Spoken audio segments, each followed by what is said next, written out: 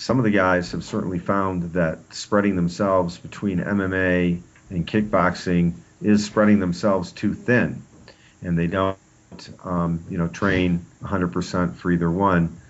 You look at a guy like Joe Schilling who's doing both. He's getting knocked out in both right now, actually. But maybe training both MMA and kickboxing is not the best way to go. Joe's a star kickboxer, love him, love his style. But is the crossover to MMA really helping his career? I don't know.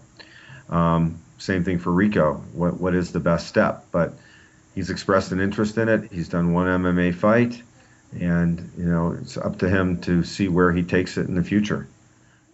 Yeah, I mean, you brought up Joe Schilling. How can you describe the situation with him? He's obviously kind of pissed off about what happened in Glory, or in his side of it. What is your side of the story? Well, obviously, we're big Joe Schilling fans. We hired him. He won our tournament. There was a time he won our last man standing tournament. He made I think $100,000 off of that. There was a time where he said he didn't have gas money in his car, and even as recently as on his Joe Rogan podcast last week, he said Glory's done a lot for the sport, and we certainly helped build his name and help put some dollars in his pocket.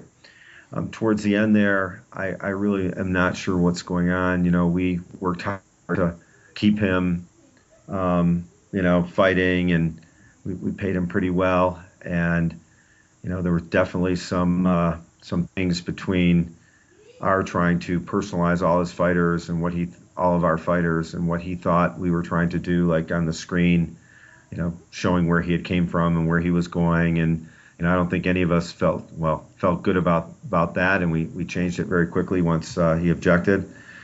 And, we really wanted to go out with a handshake and a smile. And his comments about, us paying referees to say bad things about him is just, utter nonsense. I can't really speak to that, but it'd probably be best if you talk to Joe Valentini or Mauro Ranello or Todd Grisham.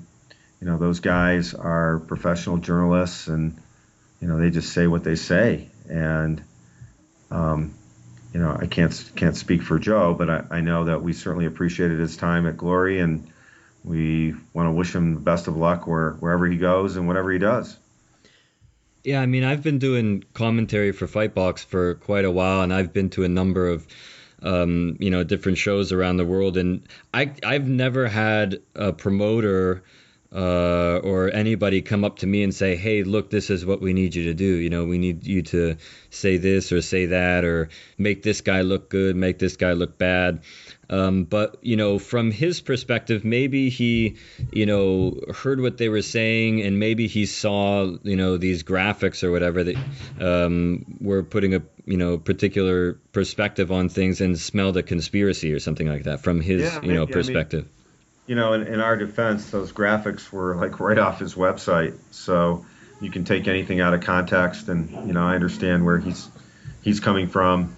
We don't have all that much control of the media. We don't pay our commentators to say anything in particular. They're their own guys, and Mauro is a professional who's been at this game for 20 years, and the reason he is so good is he says what he feels, and the reason he's respected is Americans and fight fans all over the world love a guy who speaks from the heart, and I think Mauro speaks from his heart.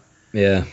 Same with Joe Valentini. I mean, I know he was, very disappointed in Schilling's comments, and he said he was going to, reach out to Joe and talk to him about it. I don't know if he ever did, but that's really between those guys. And if you ever talk to Mauro or Joseph or Todd Grisham or whoever else we had that day, I mean, really, it's for them to say how they felt and what they thought, and they can, anything that I say sounds self-serving to Glory. So, those are the guys that really have to say, hey, we're journalists and we were just doing our thing.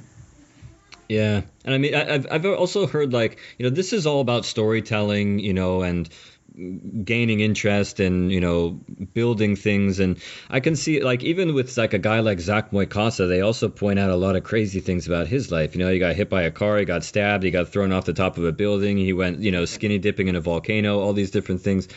And so, I mean, it's not just him. I think it's, just doing your research and just trying to make these fighters seem as interesting as possible. And it just, maybe that's Joe Schilling's story. It's true, right? And it's interesting, so. That's the context. And, and I'll say, it certainly came from the top, from me, just what you said now. Hey, let's tell some stories. Let's make these guys more interesting. Don't just put up there 10 wins, 4 losses, 3 by knockout.